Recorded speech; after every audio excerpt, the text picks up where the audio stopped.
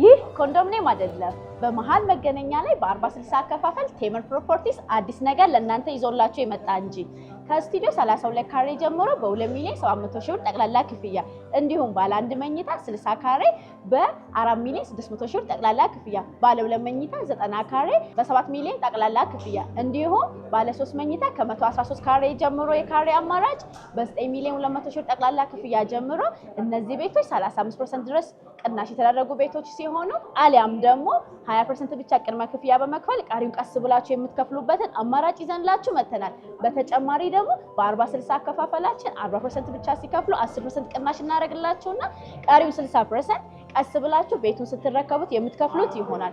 ቴምር ፕሮፐርቲስ እነዚህና ሌሎች አማራጮችን ይዘን ስለመጣን ከታች በምናስቀምጣቸው ስልክ ቁጥር እኛን ኮንታክት ማድረግ ይችላሉ።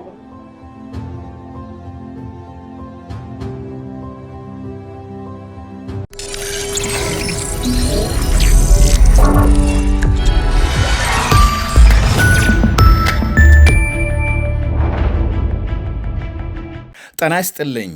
ይህ አዋዜ ነው። የዕለቱን ዋና ዋና ጉዳዮች እንመለከታለን። በላይ በቀለ ነኝ።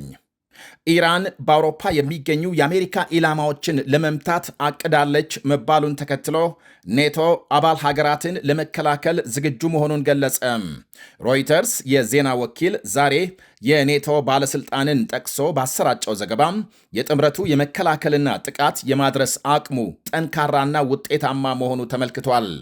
የአሜሪካው ፕሬዝዳንት ትራምፕ ጦርነቱን የሚያባብሱ ከሆነ ኢራን አውሮፓ በሚገኙ የአሜሪካ ወታደራዊ ኢላማዎች ላይ ጥቃት ለመሰንዘር ማቀዷ ይነገራል። ይህንኑ ተከትሎ የሰሜን አትላንቲክ ጦር ቃል ኪዳን ድርጅት ኔቶ የአባላቱን ደህንነት ለመጠበቅ የሚያስችል አስፈላጊውን እርምጃ ሁሉ እንደሚወስድ አስጠንቅቋል። የኔቶ አየር መከላከያ ከዚህ ቀደም ከኢራን ወደ ቱርክ የተተኮሱ የባሊስቲክ ሚሳኤሎችን በአራት የተለያዩ አጋጣሚዎች በተሳካ ሁኔታ ማክሸፉን የህብረቱ ባለሥልጣን ለአብነት ጠቅሰዋል። ኢራን በደቡብ ምስራቅ አውሮፓ የሚገኙ የአሜሪካ ወታደራዊ ይዞታዎችን ለመምታት ማቀዷ ነው የሚነገረው። በዋናነት ቡልጋሪያም ባለፈው ወር የአሜሪካ የነዳጅ ጫኝ አውሮፕላኖች እንዲጠቀሙበት የፈቀደችው የቤዝመር አየር ማረፊያ ይጠቀሳል። ባለፈው መጋቢት በድሮን ተመትቶ የነበረው የእንግሊዝ አየር ኃይል ማረፊያ የሚገኝበት ቀጠና ቆጵሮስም እንዲሁም። በሌላ በኩል ኢራን በሆርሙዝ ባህር ሰርጥ ስር ያሉ የፋይበር ኦፕቲክስ መገናኛ ኬብሎችን ለመበጠስ እያሰበች መሆኑም ተገልጧል። ፕሬዝዳንት ትራምፕ ትላንት በሰጡት መግለጫም ከአሜሪካ ጋር የተደረገው የ60 ቀናት የተኩስ አቁም ስምምነት ማብቃቱንና ከቴሄራን ጋር ምንም አይነት ድርድር እንደሌለ ገልጸዋል። አሜሪካም በኢራን ላይ የጣለችው የባህር ላይ እገዳም ተጠናክሮ እንደሚቀጥል ትራምፕ ገልጸዋል። የኔቶ ዋና ጸሐፊ ማርክ ሩት በበኩላቸው እንደገለጹት ህብረቱ አባል ሀገራቱን በተለይም ቱርክን ለመጠበቅ ማንኛውንም እርምጃም ይወስዳል። ከኢራን የሚሰነዘረውን የሚሳኤል ጥቃት ለመመከት ኔቶ በቱርክ ኢንሰርሊንክ አየር ማረፊያ ላይ አዲስ የፓትሪየት ሚሳኤል መከላከያ ባትሪ መትከሉ ታውቋል። በእስራኤልና በቱርክ መካከል ያለው ወታደራዊና ጂኦፖለቲካዊ ፍጥጫ በሶሪያ የአየር ክልልና ወታደራዊ ይዞታዎች ላይ ባላቸው የጥቅም ግጭት ምክንያት ወደ ከፍተኛ ደረጃ ተሸጋግሯል። በተለይም ትላንት እስራኤል ከቱርክ ድንበር 70 ኪሎ ሜትር ርቀት ላይ በሚገኘው የሶሪያም አቡ አል ዱሃር አየር ኃይል ጦር ሰፈር ላይ የቦምብ ጥቃት መፈጸሟ በሁለቱ ሀገራት መካከል ቀጥተኛ ወታደራዊ ግጭት ሊቀሰቀስ የሚችል ታላቅ ወይም ደግሞ ከባድ ታሪካዊ ፍጥጫ ፈጥሯል። የጠቅላይ ሚኒስትር ቤንያሚን ኔታንያሁ ቢሮ እንደገለጸው ሶሪያም የቱርክ ኃይል በወታደራዊ ጣቢያው እንዲሰፍር በመፍቀድ ከእስራኤል ጋር ያለውን የደህንነት ስምምነት ልትጥስ መቃረቧንና ይህም የእስራኤልን ብሔራዊ ደህንነት አደጋ ላይ የሚጥል በመሆኑ ጥቃቱ ተፈጽሟል ሲል ገልጿል። እስራኤል የቱርክ የራዳርና የጸረ አውሮፕላን መከላከያ ስርዓቶች በሶሪያ መዘርጋታቸው የአየር ኃይሏን ነፃነት ይገድባል በሚል ትሰጋለች።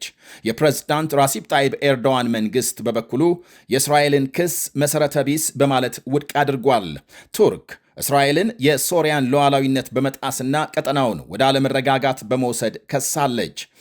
የቱርክ ውጭ ጉዳይ ሚኒስትር ሃካን ፊዳን ቱርክ በሶሪያ ምድር ከማንም አጋር ጋር የመዋጋት ፍላጎት እንደሌላት ቢገልጹም ብሔራዊ ደህንነታቸው ከተነካ ግን ዝም እንደማይሉ አስጠንቅቀዋል። በ2024 መገባደጃም የባሽር አልአሳድ መንግሥት ከወደቀ በኋላ ቱርክ በፕሬዝዳንት አህመድ አልሻራ ለሚመራው አዲሱ የሶሪያ መንግሥት ወታደራዊ ሥልጠናና የመሠረተ ልማት ግንባታ ድጋፍ በማድረግ ተጽዕኖዋን እያስፋፋች ነው ይባላል። በአንጻሩ እስራኤል አዲሱ የሶሪያ መንግሥት ከቱርክ ጋር የሚፈጥረው ወታደራዊ ጥምረት ስጋት ስለሆነባት በመቶዎች የሚቆጠሩ የአየር ጥቃቶችን በሶሪያ ስትፈጽም ቆይታለች። ቱርክ ከሳውዲ አረቢያና ከፓኪስታን ጋር የመሰረተችው አዲስ የጋራ መከላከያ አንዱ ሲጠቃ ሌላው የሚከላከልበት ስምምነት በእስራኤል ዘንድ በሱኒ ሙስሊም ሀገራት የመከበብ ስጋት ሆኖ ተወስዷል። የእስራኤል የደህንነት ተመራማሪዎችና የፖለቲካ መሪዎች እንደ ናፍታሊ ቤኔት ያሉ አሁን ላይ ቱርክን እንደ ዋና ቀጠናዊ ስጋት በመቁጠር ቱርክ አዲሷ ኢራን ናት የሚል አቋም እየያዙ መጥተዋል። ከጥቅምት 2023 የጋዛ ጦርነት ጀምሮ በሁለቱ ሀገሮች መካከል የነበረው ግንኙነት አሽቆልቁሏል። ቱርክ ከእስራኤል ጋር የነበራትን የንግድ ልውውጥ ሙሉ በሙሉ ያቋረጠች ሲሆን ባለፈው ሰኔ ደግሞ የእስራኤል ካቢኔ የኦቶማን ኢምፓየር በአርመኖች ላይ የፈጸመውን ጭፍጨፋ በይፋ የዘር ማጥፋት አድርጎ በመቀበል ለቱርክ አጸፋዊ እርምጃ ሰጥቷል። የአሜሪካ ልዩ መልእክተኛ ቶም ባራክ የእስራኤል የጦር አውሮፕላኖች ወደ ቱርክ ድንበር ሲያመሩ ቱርክ አስቀድማ መረጃ ስላልነበራት የራሷን የጦር አውሮፕላኖች ልታሰማራ የምትችልበትና ቀጥተኛ ጦርነት ሊቀሰቀስ የሚችልበት አደገኛ ሁኔታ ተፈጥሮ ነበር ብለዋል። ይህንን ተከትሎ በአሁኑ ወቅት በአዘርባጃን አደራዳሪነት በሁለቱ ሀገራት መካከል በሶሪያ ምድር ድንገተኛ ግጭት እንዳይፈጠር የሚከላከል የመገናኛ መስመር ለመዘርጋት የቴክኒክ ንግግሮች እየተካሄዱ ናቸው። እስራኤል የቱርክ የምድር ጦር በሶሪያ መኖሩን ባትቃወምም የራዳርና የጸረ አውሮፕላን ሚሳኤል ጥበቃ እንዳይደረግ ግን ጥብቅ ቅድመ ሁኔታም አስቀምጣለች። የጀርመን ቻንስለር ፍሬድሪክ ሜርዝ የእስራኤል ብሔራዊ ደህንነት ሚኒስትር ኢታማር ቤንጋቪር በጋዛ ላይ የሰጡትን አስተያየት ኢሰብአዊ ንግግር በማለት አጥብቀው አወገዙ። የጀርመን መንግሥት ቃል አቀባይ ሴባስቲያን ሄሌ እንደገለጹት የቻንስለሩ ውግዘት ቤንጋቪር በአንድ የፖድካስት ቃለ መጠይቅ በየቀኑ ማታ ከ30 እስከ 40 የሚሆኑ ፍልስጤማውያን በጋዛ መገደል አለባቸው ማለታቸውን ተከትሎ የተሰማ ነው። ቃል አቀባዩ ይሄ ንግግር ዓለም አቀፍ ሕግን የጣሰና ተቀባይነት የሌለው መሆኑን ገልጸዋል። በተጨማሪም የጀርመን መንግሥት እስራኤል በያዘችው የምዕራብ ዳርቻ ላይ የምታደርገውን ተጨማሪ የግዛት ማካተት በጽኑ እንደሚቃወም ገልጸዋል። ሚኒስትሩ በቃለ ምልልሳቸው እስራኤል በጋዛ በየቀኑ ከ30 እስከ 40 ሰዎችን ማጥፋት አለባት ብለዋል። ንግግራቸው ስጋት የሚደቅኑትን ብቻ ሳይሆን ለመኖር የማይገባቸውን የጋዛ ሰዎችን ጭምር እንደሚያጠቃልል ተናግረዋል።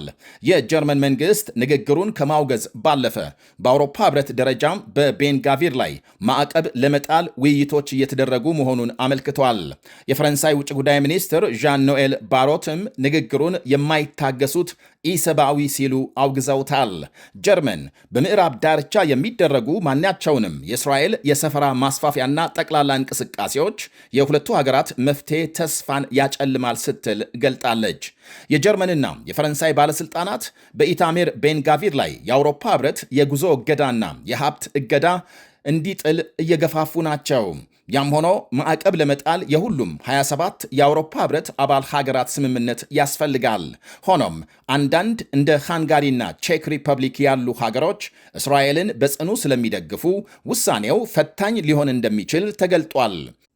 ከዚህ ቀደም አውሮፓ ሕብረትና አሜሪካ በምዕራብ ዳርቻ ሁከት በሚፈጥሩ አክራሪ እስራኤላውያን ሰፋሪዎች ላይ ማዕቀብ ጥለው ነበር። ነገር ግን በሚኒስትር ደረጃ ማዕቀብ መጣል ከፍተኛ ዲፕሎማሲያዊ እርምጃ ነው። ከውግዘቱ በኋላም ቤንጋቪር ንግግራቸው የተሳሳተ ትርጉም እንደተሰጠው በመግለጽ የሰላማዊ ሰዎችን ሳይሆን የሐማስ ታጣቂዎችን ግድያ ማለታቸው እንደሆነ ገልጸዋል። የጠቅላይ ሚኒስትር ቤንያሚን ኔታንያሁ ቢሮ ከቤንጋቪር ንግግር ራሱን ያገለለ ቢሆንም የቤንጋቪር ፓርቲ ለገዢው ጥምረት መኖር ወሳኝ በመሆኑ ጠንካራ የቅጣት እርምጃ አልተወሰደበትም ይላሉ ታዛቢዎች። ጀርመንና የመንግስታቱ ድርጅት የእስራኤል ቀኝ ክንፈኛ ፖለቲከኞች የምዕራብ ዳርቻን መሬት በይፋ ወደ እስራኤል ለመጠቅለል የሚያደርጉትን እንቅስቃሴ በቅርበት እየተከታተሉ መሆናቸውን ገልጸዋል። ዓለም አቀፉ ማህበረሰብ ይሄ እርምጃም የፍልስጤማውያን የራሳቸውን ሀገር የመመስረት መብት ሙሉ በሙሉ የሚያጠፋና የጀኔቭ ስምምነትን የሚጥስ መሆኑን በተደጋጋሚ አስታውቀዋል። ይህ አዋዜ ነው።